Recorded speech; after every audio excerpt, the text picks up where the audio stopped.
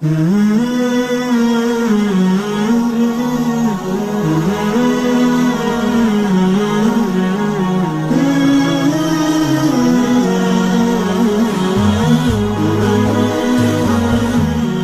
اس ایمان کو تقویت پہنچانے اللہ سے جڑنے کے لیے نماز ہے کہ نماز پہلی امتوں کو 2 نمازیں، ہمیں 5۔ پہلی امتوں کی مسجد کوئی نہیں، ہماری مسجد۔ پہلی امتوں کی اذان کوئی نہیں، ہمیں اذان ملی۔ اور اذان اتنا بڑا عمل بنا دیا میرے نبی نے کہ آپ نے فرمایا کہ اذان دینے والا قیامت کے دن سب سے اونچے مقام پر کھڑا ہوگا۔ حضرت علی فرمایا کرتے تھے کاش میں اللہ کے نبی سے حسن حسین کے لیے مسجد نبوی کی اذان مانگ لیتا، یہ حضرت علی فرمایا کرتے تھے۔ اور جنگ قادسیہ میں مؤذن زخمی ہو گیا تو اذان دینے کے شوق میں سردار آپس میں الجھ گئے، کہتا میں دوں گا، کہتا میں دوں گا۔ پھر قرہ اندازی ہوئی، جس کا نام نکلا اس نے اذان دی۔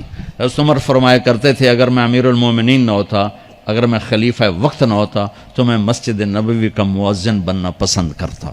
کسی کو اذان نہیں ملی، ہمیں اذان۔ پہلا مؤذن بلال بنا، پہلے مؤذن اللہ نے بلال کو یہ عزت عطا فرمائی۔ دنیا میں یہ ہے اور آخرت میں یہ ہے کہ میرے نبی نے فرمایا کہ جب جنت میں جانے کا وقت آئے گا نا تو جنت کی میرے لیے سواری لائی جائے گی، میں اس سواری پہ بیٹھوں گا تو اس کی جو وہ رسی ہوگی نا وہ ایسے نیچے گر جائے گی، یہ نیچے گرے گی۔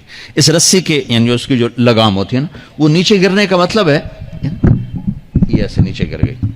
اب نیچے گرنے کا مطلب ہے کہ اس کی ڈرائیونگ میرے نبی نے نہیں کرنی، کوئی آنے والا ہے، کوئی ڈرائیور آنے والا ہے جو رسی پکڑ کے چلے گا، کوئی کوچبان آنے والا ہے جو اس کو پکڑ کے چلے گا۔ رسی کا گرنا ایک انڈیکیشن ہے کہ کوئی نصیب والا اب آئے گا۔ جب آپ کی سواری کھڑی ہوگی، رسی نیچے ہے، تو اب سب کی گردنیں ایسے ہوں گی، کون، سب قیاس کر رہے کون۔ اللہ کی طرف سے اعلان ہوگا بلال کو بلایا جائے، بلال۔ تو بلال آپ کی سواری کی لگام پکڑیں گے اور آپ نے فرمایا کہ سب سے پہلے میں جنت میں جاؤں گا اور بلال میرے ساتھ ہوگا، میری سواری کی لگام پکڑے ہو جائے گا۔ تو ہمیں اذان ملی، کسی امت کو اذان نہیں ملی۔ ہمیں 5 نمازیں ملی، کسی امت کو نمازیں نہیں۔ 2 نمازیں، ایک فجر کی 2 رکعت، عصر کی 2 رکعت۔ باجماعت نہیں، ان کو اپنی کتاب یاد نہیں، ہمیں قرآن یاد ہے۔ میرے مدرسے میں ایک بچہ اب ماشاءاللہ امریکہ میں وہ پڑھا رہا ہے، اس نے 30 دن میں قرآن یاد کیا۔ صبح یاد کرتا تھا، شام کو تراویح میں سناتا تھا۔ میرے مدرسے کا بچہ ہے، صبح بیٹھ کے مغرب تک پورا ہے سپارہ یاد کر کے اور عشاء کو تراویح میں سنا دیتا تھا۔ اللہ نے میں ایسا قرآن دے دیا کہ 1 مہینے میں بھی یاد ہو جاتا ہے۔ 3 دن میں بھی ایک بزرگ نے یاد کیا، 3 دن میں قرآن یاد کیا۔ اللہ نے ہمیں قرآن کی دولت عطا فرمائی، پڑھنے کے لیے 5 نمازیں عطا فرمائی، تہجد کی نماز عطا فرمائی، اوابین کی نماز دی، اشراق کی نماز دی، چاشت کی نماز دی۔ نماز کے کتنے دروازے کھول دیے۔ اور میرے نبی کی آخری نصیحت تھی میری امت نماز نہ چھوڑنا، نماز نہ چھوڑنا، نماز نہ چھوڑنا۔ اور اس 14 صدی میں کوئی موقع ہے نماز چھوڑنے کا تو وہ میرے نبی کے نواسے کی کربلا کا ہے کہ جب ظلم بھی انتہا پر تھا اور مظلوم بھی اپنی آخری حدوں پر تھا، اور کائنات نے نہ ایسا ظلم دیکھا، نہ ایسے مظلوم دیکھے، نہ ایسی پاکیزہ ہستیاں دیکھی، نہ ایسے درندے دیکھے۔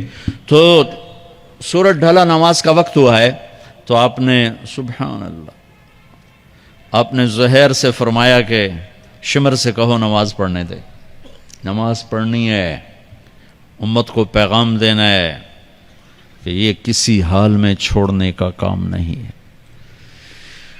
تو انہوں نے آگے بڑھ کے شمر سے کہا نماز پڑھنے دو، انہوں نے کہا نہیں نماز نہیں پڑھنے دیں گے، ہماری تلوار چلے گی۔ انہوں نے واپس آ کر کہا جی وہ کہہ رہے ہیں ہم جنگ نہیں روکیں گے، تلوار چلے گی۔ تو پھر یہ نہیں فرمایا اچھا چلو ٹھیک سر دیو، فرمایا اچھا آدھے نماز پڑھو آدھے جنگ کرو۔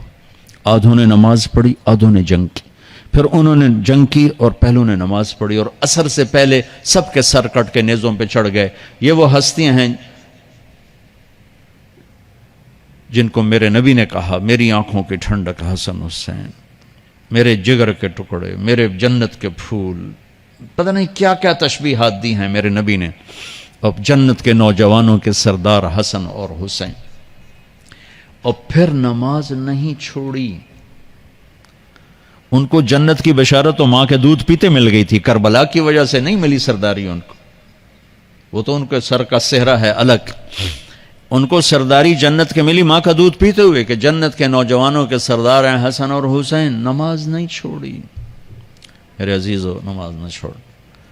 اللہ کا شکر ہے، میں آپ بچوں کو دیکھ کے مجھے اپنا کالج کا دور یاد آ رہا ہے۔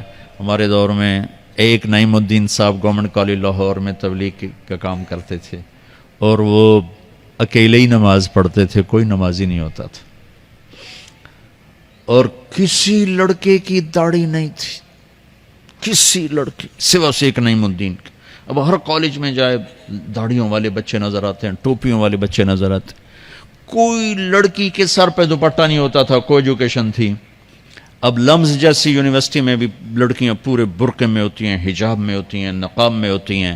جہاں برائی کا گراف اوپر گیا تو نیکی کا بھی اوپر گیا، جہاں برائی کا لیول اگر بڑھا ہے تو نیکی کا لیول بھی بڑا ہے۔ اتنا بڑا میری نسل کا مجمع اللہ کی بات سن رہا ہے، یہ اس دور میں کوئی تصور نہیں کر سکتا تھا۔